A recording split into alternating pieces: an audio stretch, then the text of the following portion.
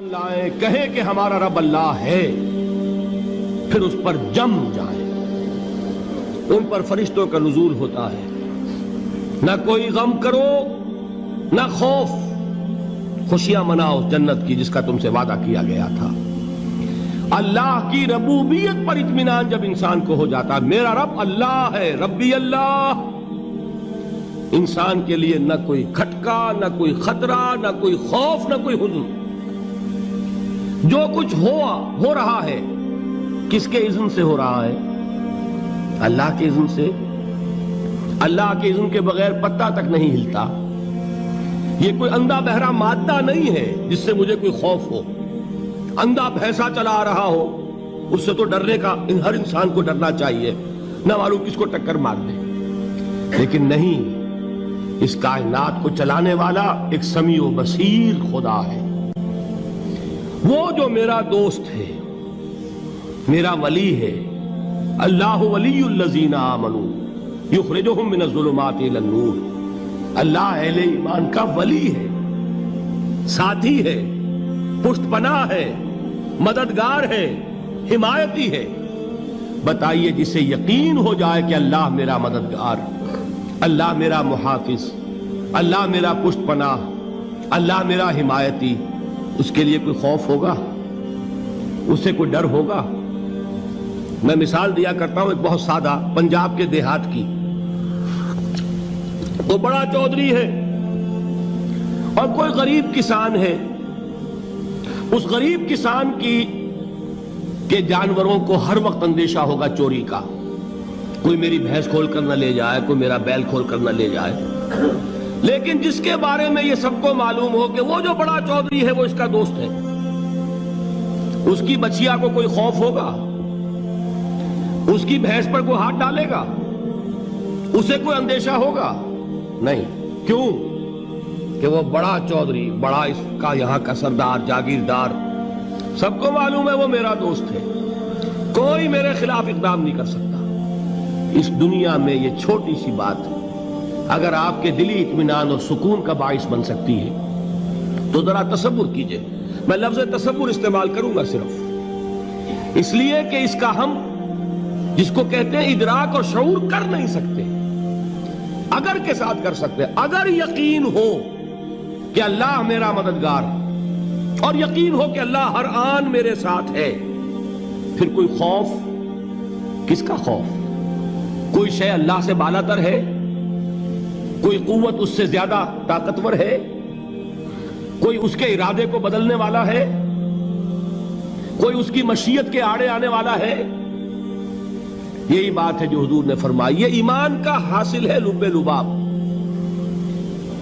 کہ دیکھو اچھی طرح اس بات کو ذہن نشین کر لو، اگر تمام انسان مل کر تمہیں کوئی نقصان پہنچانا چاہے نہیں پہنچا سکتے، مگر جو کچھ اللہ نے لکھ دیا ہو، اور تمام انسان مل کر تمہیں کوئی نفع پہنچانا چاہے نہیں پہنچا سکتے، مگر وہ شے جو اللہ نے طے کر دی۔ آپ پھر میں کہوں گا ذرا طاری کیجئے، اسے فرض کیجئے، اسے سوچئے۔ اگر اس حدیث پر ہمارا دل ٹھکا ہوا ہو تو کسی سے ڈر ہوگا؟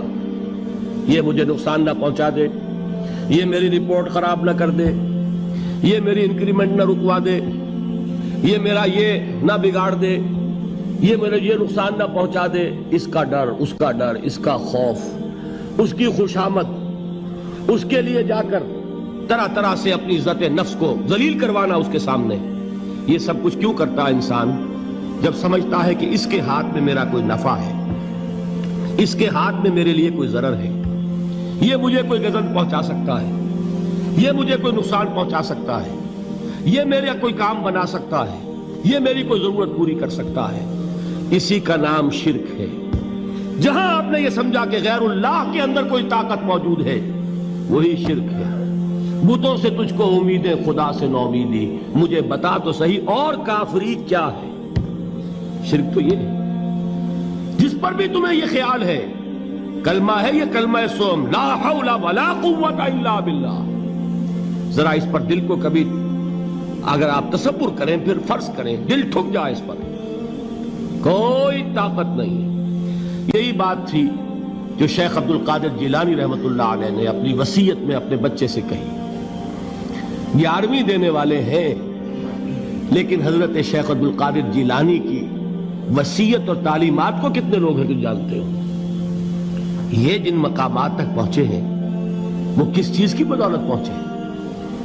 انہوں نے جو پیغام دیا وہ کیا تھا؟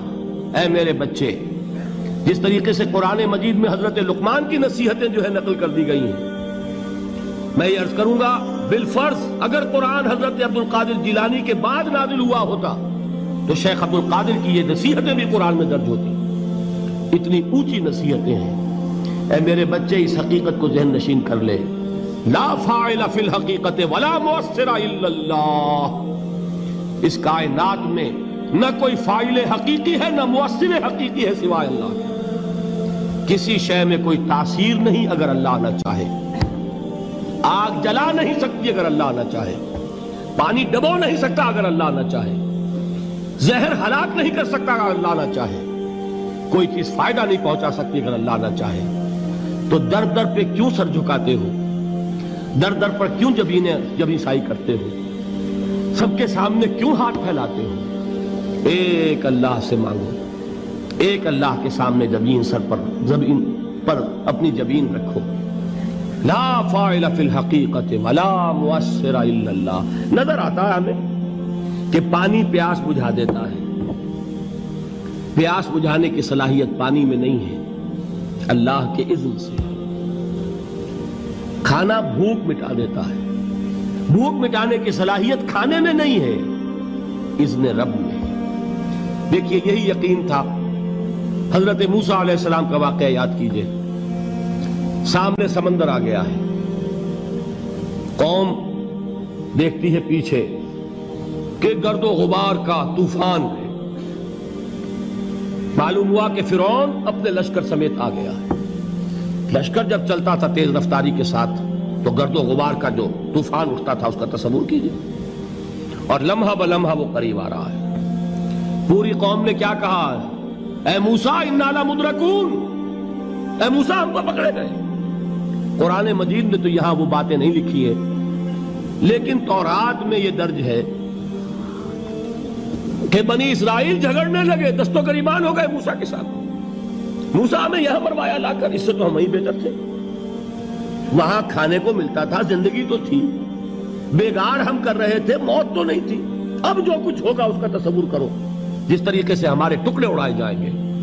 تو لڑ رہے ہیں حضرت موسیٰ علیہ السلام سے. یہ تورات کی تفصیل ہے. قرآن میں صرف اتنا آیا ہے، پریشان ہو کر انہوں نے کہا انا لمدرکون، موسیٰ ہم تو پکڑے گئے. اس وقت موسیٰ کا جواب کیا ہے؟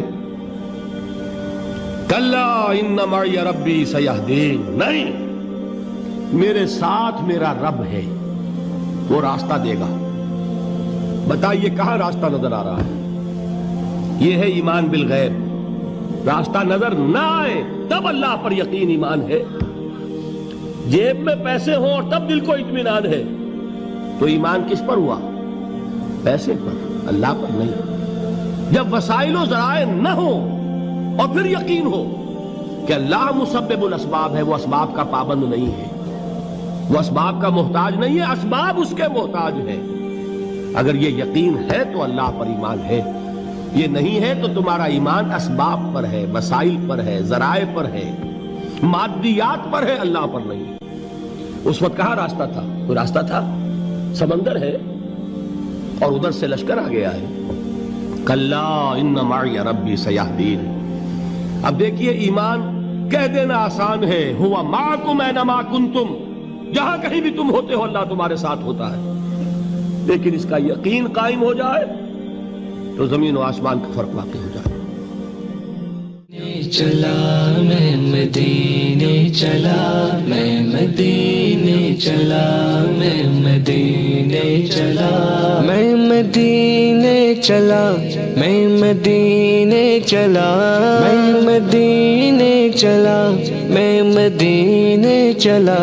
پھر کرم ہو گیا میں مدینے چلا، پھر کرم ہو گیا میں مدینے چلا، میں مدینے چلا، میں مدینے